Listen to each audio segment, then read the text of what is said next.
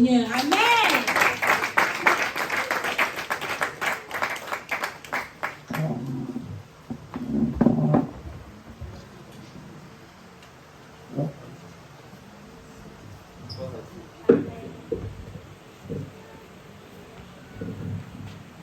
La sœur peut venir chanter. Peut nous donner un chant.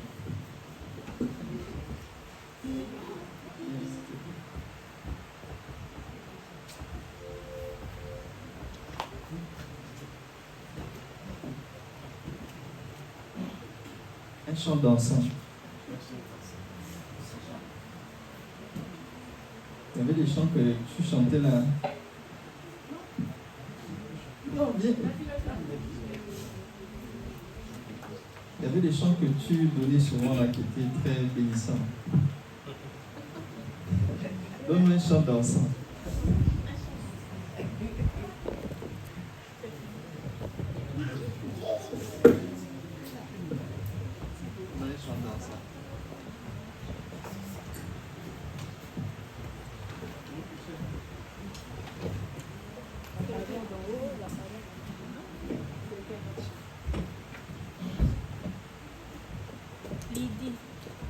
Alléluia. Amen.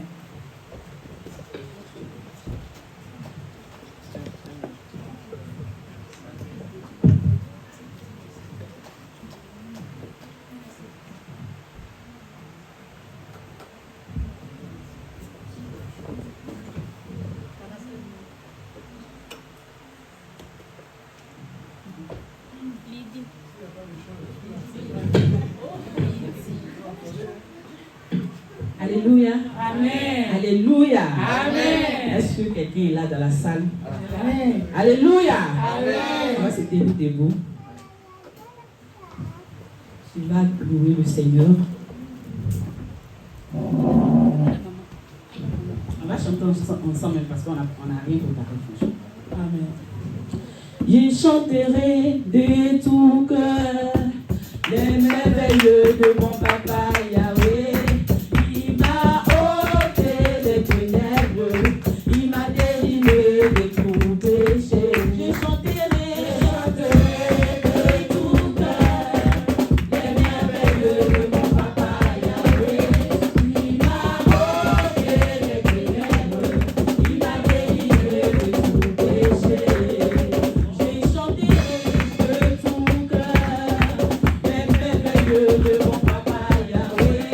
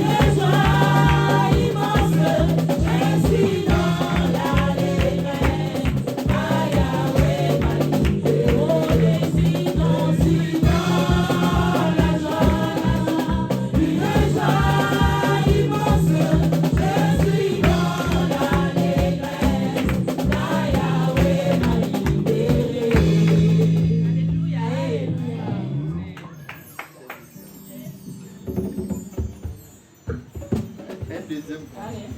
Aïe, aïe, aïe, Jésus est bon. Il est bon. Mon sauveur est bon. Il est bon. Il est bon. Mon sauveur est bon. Il est bon. Aïe, aïe, aïe,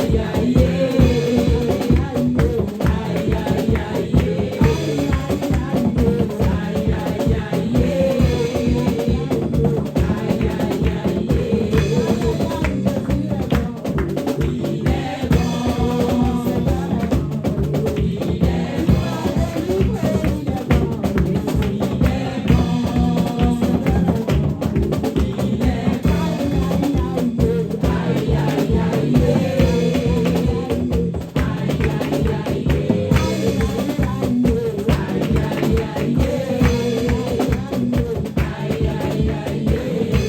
aïe,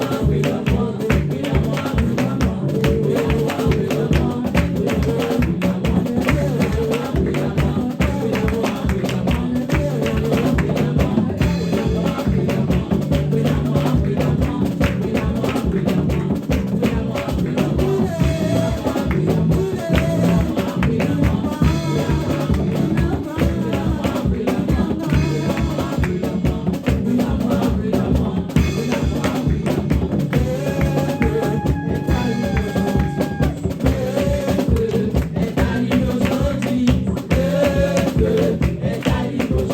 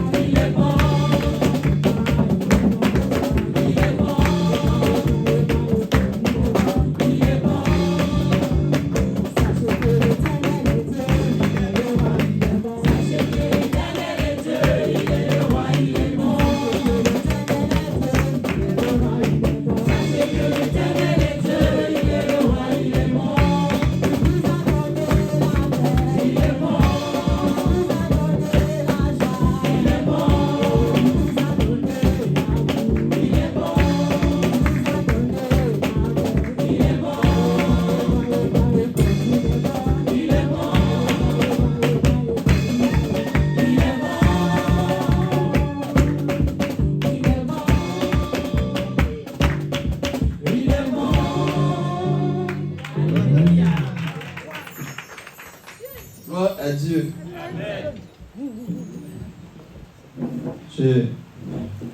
Père, nous prions que tu nous parles. Oh Seigneur, c'est ta parole, ce n'est pas la mienne. Père, nous prions que tu l'utilises et que tu parles à chacun d'entre nous. Et que nous sortions ici ayant reçu de toi. Au nom de Jésus-Christ. Et que la parole soit gravée dans nos cœurs et nous aide à être meilleurs. Au nom de Jésus-Christ. Amen. Amen. Une personne prie pour nous. Père, nous te bénissons et nous te rendons gloire. Merci parce que tu parles à tes enfants d'une manière ou d'une autre. Seigneur, tu es le Dieu qui nous a accordé le privilège de pouvoir t'écouter. Car plusieurs êtres humains ne t'écoutent pas, Seigneur. Mais à nous, tu donnes ce privilège, tu nous parles, afin que la vie que tu nous accordes soit menée selon tes voies et selon ta volonté. Seigneur, que cette volonté qui vient de ta parole, nous aide, Seigneur, à comprendre ce pourquoi tu nous as établis en devenant tes enfants, Seigneur. Pendant le temps que tu nous accordes chaque jour, et ce matin, tu veux parler à notre âme. Tu veux parler à notre âme. Tu attires l'attention de notre esprit, afin que nous puissions vivre la vie que tu nous as donnée, telle que tu veux qu'elle soit vécue. Nous te bénissons parce que chacun de nous recevra ce matin pour l'accomplissement de tes desseins dans sa vie. Au nom de Jésus-Christ. Amen. Amen. Oh Seigneur, éternel, notre Dieu. Père éternel, merci. Merci pour ta sainte parole. Oh Seigneur, merci de nous avoir donné ta parole, Seigneur. Oh Dieu, pour nous parler. Parce que tu nous aimes, Seigneur. Oh éternel Dieu, Seigneur. Père, nous prions, oh Dieu. Seigneur, nous venons te soumettre nos cœurs. Nous venons te soumettre chacun de nous, Père éternel, au Dieu de gloire ce matin. Afin que, oh Dieu, tu nous parles. Que tu nous parles encore, Seigneur. Dans ton amour suprême. Dans ton amour de Père créateur. Oh Seigneur, afin de nous sauver, Seigneur, du péché, de nous sauver du mal, de nous sauver de l'enfer. Oh Seigneur, merci. Merci, je bénis ta sainte parole qui nous sera, oh Dieu de gloire, proclamée ce matin. Que l'honneur et la gloire te reviennent. Au nom de Jésus. Amen. Amen. Gloire à Dieu. Amen. C'est une exhortation. Donc je serai court. Le thème, c'est basé sur Ézéchiel 4. C'est un partage qu'on a eu au culte familial. Le thème que je peux dégager ici, c'est une crainte, une obéissance volontaire, coûteuse, aussi révérentielle de Dieu. L'obéissance d'Ézéchiel dans le passage du prophète Ézéchiel dans Ézéchiel 4. Une obéissance volontaire. C'est une soumission à Dieu volontaire, une soumission coûteuse et une soumission révérentielle de Dieu. C'était l'obéissance du prophète Ézéchiel. Et on va lire ce que Dieu a commandé, a ordonné au prophète Ézéchiel de faire. Et pourquoi Dieu lui a demandé de faire cela. Et qu'est-ce que ça l'a coûté. Nous allons examiner. Dans Ézéchiel 4, si quelqu'un a la page, tu fais la lecture pour nous. Gloire à Dieu. Nous lisons la sainte parole de l'Éternel dans Ézéchiel chapitre 4 à partir du verset 1. Une deuxième personne, ça peut être, elle va lire une partie, mais pas t'essouffler. Oui, si tu peux. Et toi, fils de l'homme, prends une brique, place-la devant toi, et tu lui traceras une ville, Jérusalem. Représente-la en état de siège, forme des retranchements, et lève contre elle des terrasses, environ là d'un camp, dresse contre elle des béliers tout autour. Prends une poêle de fer, prends une poêle de fer et mets-la comme un mur de fer entre toi et la ville. Dirige ta face contre elle et elle sera assiégée et tu l'assiégeras. Que ce soit là un signe pour la maison d'Israël. Puis, couche-toi sur le côté gauche. Mets l'iniquité de la maison d'Israël et tu porteras leurs iniquités autant de jours que tu seras couché sur ce côté. Je te compterai un nombre de jours égal à celui des années de leurs iniquités. 390 jours, tu porteras ainsi l'iniquité de la maison d'Israël. Quand tu auras achevé ces jours, couche-toi sur le côté droit et tu porteras l'iniquité de la maison de Juda. Pendant 40 jours, je t'impose un jour pour chaque année. Tu tourneras ta face et ton bras nu vers Jérusalem assiégée et tu prophétiseras contre elle. Et voici, je mettrai des cordes sur toi afin que tu ne puisses pas te tourner d'un côté sur l'autre jusqu'à ce que tu aies accompli les jours de ton siège. Prends du froment, de l'orge, des fèves, des lentilles, du millet et de l'épeautre, mets-les dans un vase et fais-en du pain autant de jours que tu seras couché sur le côté. Tu en mangeras pendant 390 jours. La nourriture que tu mangeras sera du poids de 27 par jour. Tu en mangeras de temps à autre. Amen. Amen. On va s'arrêter là, une autre personne va lire par la suite. Ici, le peuple d'Israël avait été certainement rebelle vis-à-vis de Dieu. La maison d'Israël, en d'autres termes, tout le peuple, toute la nation. Et la tribu de Juda, qui fait partie d'Israël, avait été aussi rebelle vis-à-vis de Dieu pendant 40 ans. Le peuple d'Israël, pendant, on va dire 390 ans, quasiment 4 siècles de désobéissance à Dieu. La nation était rebelle. Certains n'allaient même plus au culte. Les sabbats de Dieu ne les intéressaient plus. C'était l'idolâtrie. Voici la situation du peuple. La maison du Juda, c'était 40 années. Ils ne respectaient plus le sabbat. Israël, vu que le temple n'était même pas situé dans les tribus qui étaient gouvernées, pas par Juda, pas par les descendants de David, mais Dieu avait suscité d'autres rois pour gouverner le reste d'Israël. Alors, ils ont commis des abominations. Certains rois, par peur que le peuple retourne vers la maison de David, ils avaient construit des idoles. Et ils avaient poussé le peuple à l'idolâtrie. Donc, ils ont abandonné donc, le culte. Ils ont abandonné le sabbat. Pour eux, ce n'était plus une question primordiale. Ce qui les intéressait, c'était jouir de la vie. Ce qui les intéressait, c'était se marier. Ce qui les intéressait, c'était aller commettre toutes sortes d'idolâtries. Le but pour lequel un homme va commettre l'idolâtrie, ou va chez un charlatan, ou va chez un magicien, va chez un nécromancien, c'est parfois les buts, les motifs sont matériels. D'autres, c'est pour des motifs de guérison, oubliant que c'est Dieu qui l'a créé et qui est capable de le guérir jusqu'à la racine de son être. Et donc, ils se sont détournés. Et Dieu a été patient 4 siècles. 4 siècles de désobéissance. La maison d'Israël. Et Dieu va trouver un homme. Cet homme s'appelle Ézéchiel. C'était un homme particulier. De sa bouche, il n'y avait jamais eu une impureté qui est rentrée. Dieu va trouver un homme. Cet homme, c'était Ézéchiel.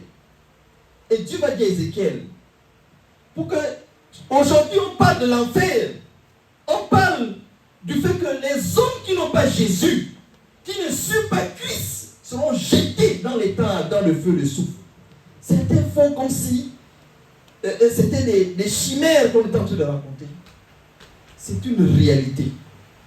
Alors pour amener le peuple à comprendre, il va dire, Dieu va demander à Ézéchiel, fais des signes. C'est comme des figurines. Mets la ville d'Israël, fais comme ça, fais ces signes. Il va commencer donc par faire des signes. Des signes devant le peuple. Qu'est-ce que Jésus n'a pas fait? Jésus opérait des signes, des miracles pour pousser l'humanité à la conversion. Aujourd'hui même, il y a encore des miracles. Il a fait donc ces signes. Il a opéré ces signes devant le peuple. Et le peuple va le voir opérer ces différents signes. Mais la Bible ne nous dit pas ici que le peuple s'est repenti. La Bible ne nous dit pas que la maison d'Israël ou la maison de Juda s'est repentie. Alors, vu la dureté du cœur, vu la dureté de l'entendement de ces personnes, parce qu'ils étaient durs à écouter, vu la capacité de ne pas réduire son cou, ne pas se soumettre à Dieu, à la parole de Dieu, Dieu va demander donc à Ézéchiel de faire quelque chose qui était très difficile. En fait, ça, c'est des temps de jeûne qu'il a pris. Il va jeûner 390 jours, plus d'1 an, pour la maison d'Israël. Il va ajouter à ces 390 jours 40 ans pour la tribu de Juda. Pour que Dieu ait compassion et que Dieu sauve. La Bible dit expressement, et toi couche-toi sur le côté. Son jeûne était particulier. Il devait dormir pendant 390 jours sur un seul côté. Il ne devait pas se coucher sur le dos ou sur le ventre, mais c'est sur le côté. Sur le côté gauche, pendant 390 jours, il devait se coucher sur le côté gauche pour la maison d'Israël. Et ensuite, après avoir accompli les 390 jours de côté gauche, alors il pouvait se coucher sur l'autre côté, le côté droit, pendant 40 jours pour la maison de Juda. Chaque jour représentait une année. Et voici ce que Dieu dit. Il dit, tu te tourneras ta face et tu tourneras ta face et ton bras nu vers Israël, Jérusalem assiégée, et tu profiteras contre elle. Dieu voulait sauver Israël. Dieu voulait sauver Juda, tout comme Dieu veut sauver les hommes autour de nous. Amen. Mais il avait besoin que quelqu'un intercède pour pouvoir les sauver. Quand Dieu veut sauver, il faudrait qu'il y ait un intercesseur. Il faudrait qu'il y ait quelqu'un qui aille prophétiser. Il faudrait qu'il y ait quelqu'un qui parle de Jésus. Et donc, parce qu'il veut pardonner, parce qu'il veut sauver. Mais il ne peut pas sauver parce que Dieu obéit à ses propres principes et sa propre loi. Le péché mène inéluctablement à la mort. La preuve, nous la vivons au quotidien, les gens meurent. Parce que nos aïeux, Adam et Ève, ont péché. Et la mort physique est rentrée. La mort spirituelle est rentrée. La mort physique et la mort éternelle peut s'installer aussi si tu n'acceptes pas Jésus. Dieu nous sauve de la mort éternelle. Et donc, voici que cet homme va jeûner, va obéir à Dieu. Bien-aimé, quand j'ai lu ça, comment quelqu'un peut dormir 300? La difficulté même à se tenir sur le même côté pendant que tu dors pendant 390 jours relève juste du miracle de Dieu. Amen. Pour sauver le peuple, il fallait qu'il jeûne ainsi, qu'il se mette ainsi. Et il dit, et toi prends du froment et Dieu va mesurer ce qu'il devait manger. Il ne devait pas tout manger. Pendant son jeûne, il y avait des gâteaux spéciaux qu'il devait faire avec, c'était décrit, Dieu lui-même avait dit c'est ça. Et pour des raisons bien particulières. Et Dieu va définir la mesure d'eau qu'il devait consommer. Il ne devait pas consommer plus. Quand tu lis, quand tu traduis, ça fait environ 1 litre d'eau qu'il devait boire. Quand qu'une personne continue, on va lire la suite.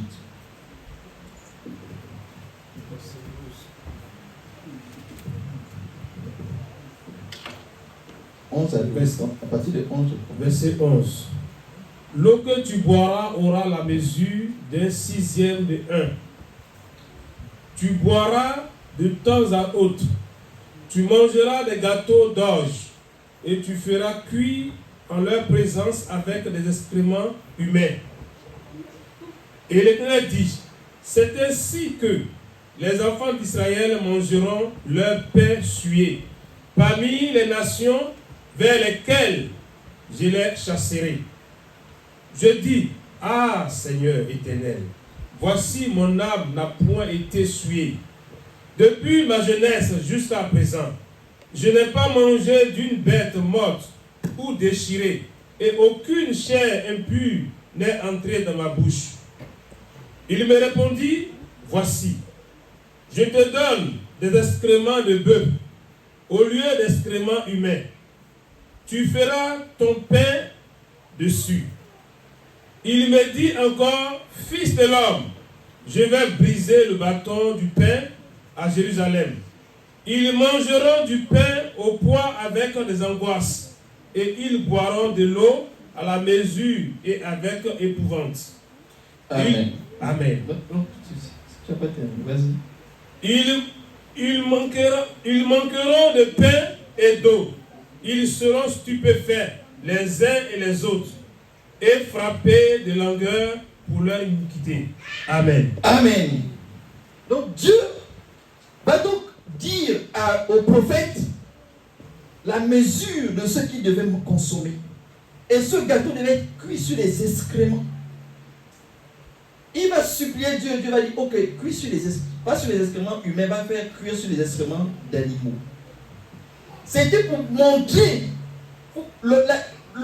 la profondeur en fait du péché dans lequel ils étaient plongés, la façon dont ils avaient percé le cœur de Dieu, ils avaient touché le cœur de Dieu, ils avaient fait mal à Dieu par leur péché. Il fallait que cet homme-là paye le prix pour eux.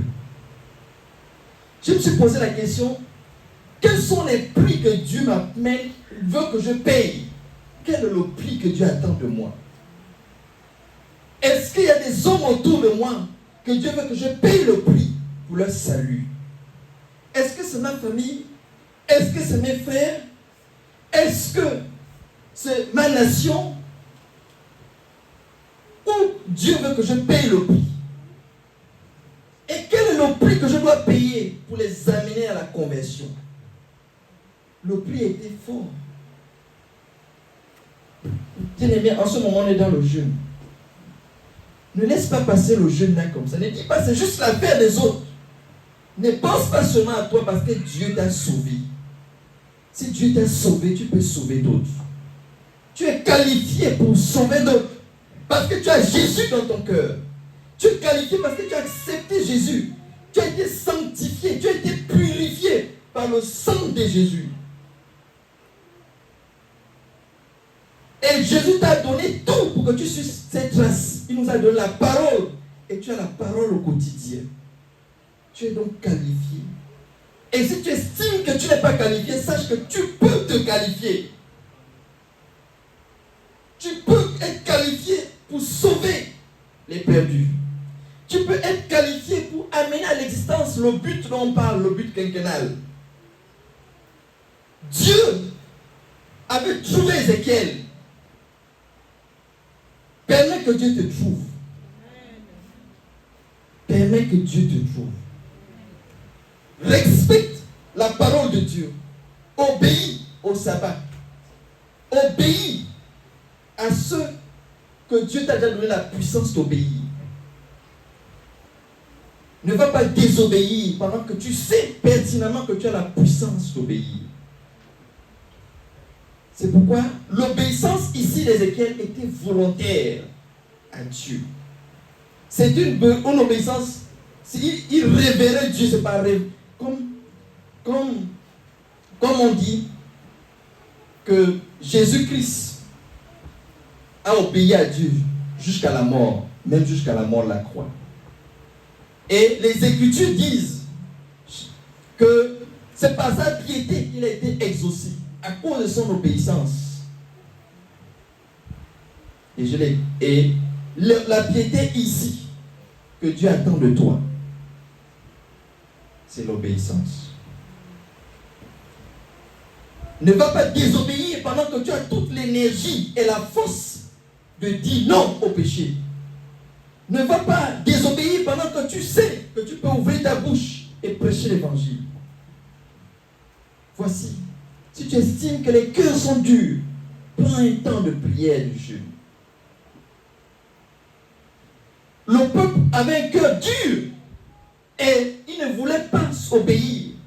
Mais Dieu va utiliser le prophète Ézéchiel pour faire ces signes devant eux. Et ces jugements malheureusement vont arriver sur eux. Mais malgré ça, Dieu va se souvenir d'eux et les sauver. Pourquoi?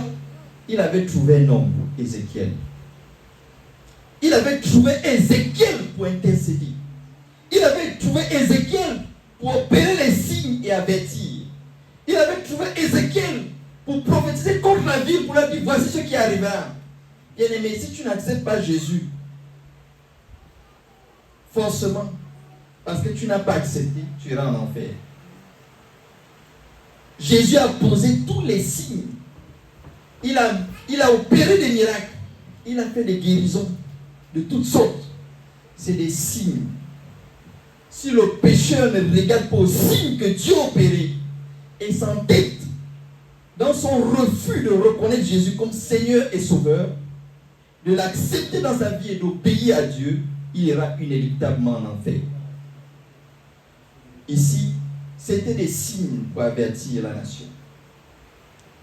Qu'est-ce que Dieu t'amène? Qu'est-ce que Dieu voudrait que tu payes comme prix? Qu'est-ce que le prix que Dieu voudrait que tu payes? Et il a dit qu'ils manqueront même de pain et d'eau. Ils seront désolés les uns et les autres. Le jugement était tel que le jeûne qu'il devait prendre, le sacrifice que Ézéchiel devait prendre, était éprouvant pour son propre corps.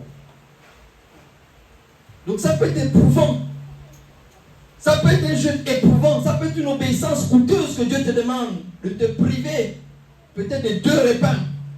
Ça peut être une obéissance difficile que Dieu te demande. Lève-toi le matin, prie. Mais fais-le par révérence. Fais-le parce que c'est Dieu qui te le demande. Fais-le parce que tu peux sauver d'autres au travers de cela.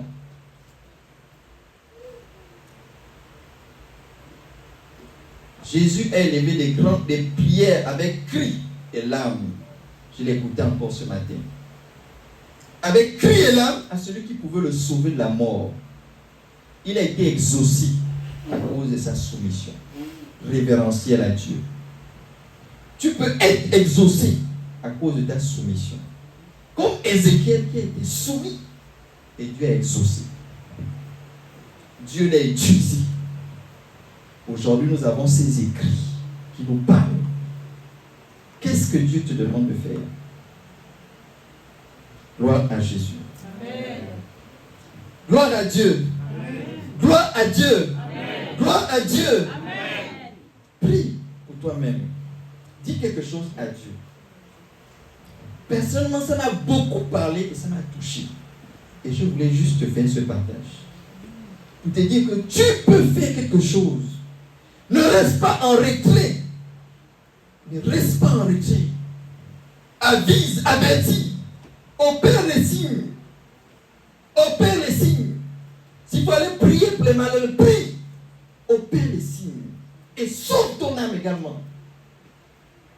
Sauve ton âme.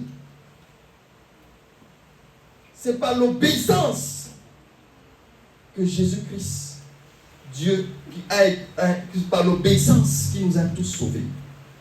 S'il n'avait pas obéi, il ne nous aura pas sauvés. Nous ne serons pas sauvés aujourd'hui.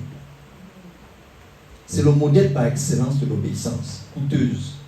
Il a sacrifié sa vie. Peut-être que toi, Dieu ne te demande pas de sacrifier ta vie comme Ézéchiel. Il va te demander un temps de jeûne coûteux. Avec une mesure d'un litre seulement d'eau qu'il fallait prendre. Peut-être que Dieu ne va pas te dire, va prendre, cuire un gâteau avec tel aliment, tel ingrédient. Tout était mesuré. Parce que c'était la mesure que Dieu devait appliquer au peuple. Il devait vivre comme ça. Et donc il devait payer ce prix. Et le prix aussi est graduel. Le mal que nous faisons à Dieu, par notre péché ou par notre désobéissance, Dieu ne peut pas pardonner s'il n'y a pas repentance. s'il n'y a pas repentance, s'il n'y a pas repentance, Dieu ne peut pas pardonner. Bien que Dieu veuille pardonner. Parce que Dieu est juste. Il a dit l'âme qui pêche, c'est elle qui mourra. Il faut donc l'intercesseur pour fléchir le cœur, pour fléchir les cœurs. Il faut donc la personne qui prie et qui avise aussi pour toucher les cœurs par l'évangile, toucher les cœurs par le jeûne et la prière, toucher le cœur ensuite par l'évangile. Si tu as aussi le don de prophétie, par les signes, par les prophéties. La prophétie ne vient pas pour te dérouter de Dieu. La prophétie vient pour te construire, pour t'édifier, pour te dérouter du mauvais chemin. C'est ce que ça sert. Gloire à Dieu. On va arrêter là. On va prier un instant. Tu vas prier pour toi-même. Tu vas supplier Dieu que Dieu change ton cœur. Que Dieu change nos cœurs. Et que Dieu nous donne cette obéissance-là. En fait, si tu obéis à Dieu, c'est toi qui es premièrement gagnant. Deuxièmement, ce sont tes proches qui sont gagnants. Parce que tu vas plaider en faveur de tes parents, de ton frère, de ta soeur. Si tu te purifies, c'est pour te qualifier pour être cet intercesseur. Prions ensemble. Oh Père, nous te supplions de venir à notre secours. Nous avons besoin, oh Seigneur, de toi.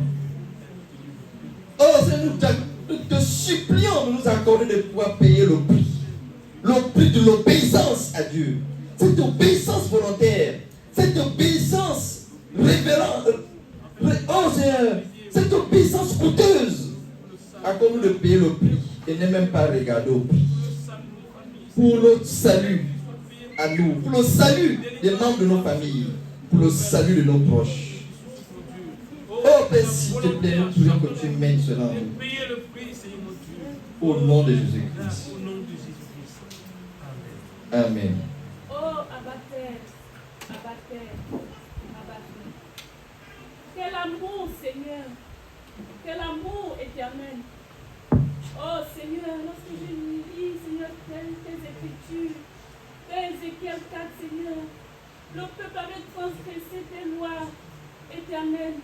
Mais tu t'es révélé à Ézéchiel. Oh, parce que tu voulais, malgré, Seigneur, leur transgression, Seigneur, sauver tes enfants. Et tu as fait ressentir à Ézéchiel le péché. Oh Seigneur, au travers du jeûne auquel tu l'as affligé, tu l'as fait ressentir la douleur que ton peuple, Seigneur, avait causé dans ton cœur en transgressant tes lois. Et tu lui as imposé un jeûne.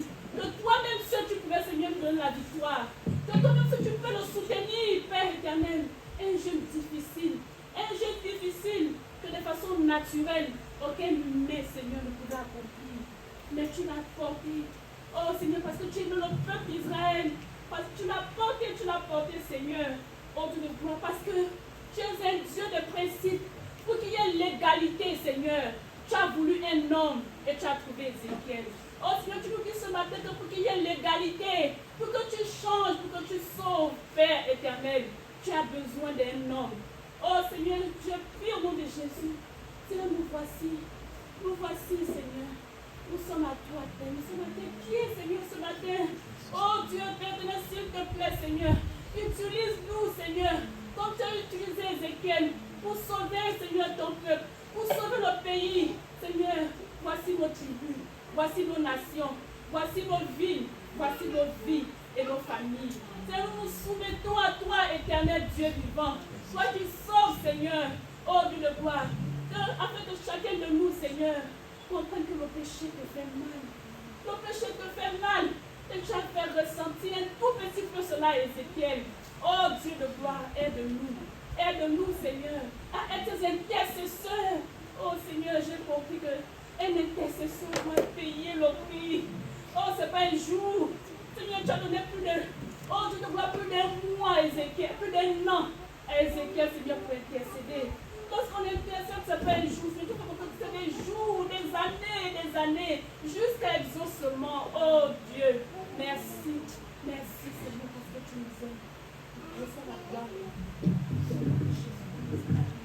Amen. Seigneur notre Dieu, merci pour ta parole.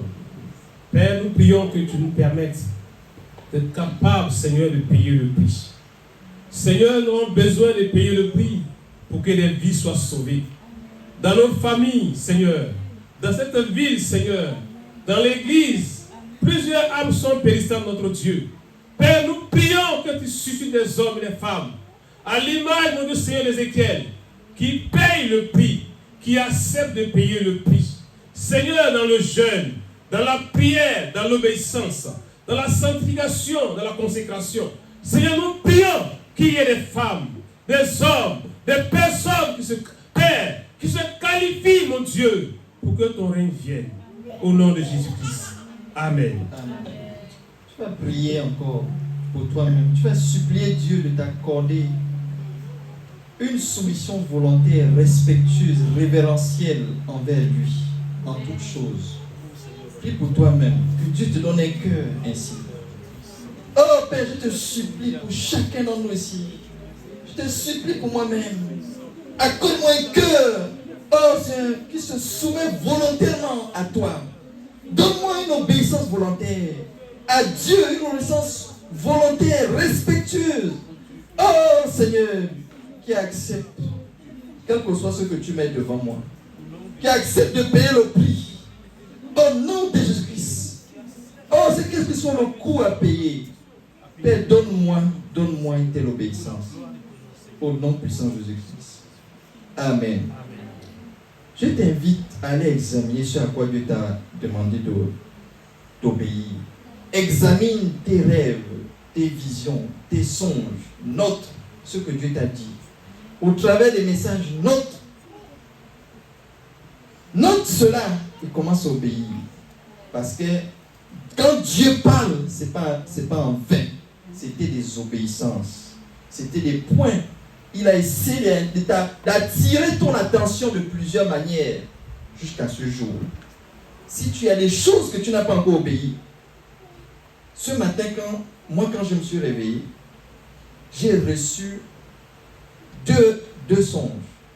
Et c'est des obéissances que Dieu m'exige. Des choses que j'ai commencées dans ma vie que je n'ai pas achevées. Qu'est-ce que Dieu t'a dit ou qu'est-ce que tu as commencé à faire dans ta vie que tu n'as pas achevé? Dieu regarde aussi à ça. Et le frère Théodore a dit, on pèse quelqu'un, on l'évalue par rapport à ses réalisations. J'étais surpris de voir que Dieu me parle par rapport à mes réalisations. C'est aussi bien les réalisations spirituelles que les réalisations de la vie. Parce que Dieu a un schéma pour toi. Il a une maquette parfaite pour ta vie. Et il veut que tu la réalises. Que tu dessines ce que lui, il a prévu à l'avance pour toi. Que tu réalises cela sur terre. Gloire à Dieu. Que le Seigneur nous bénisse. Amen.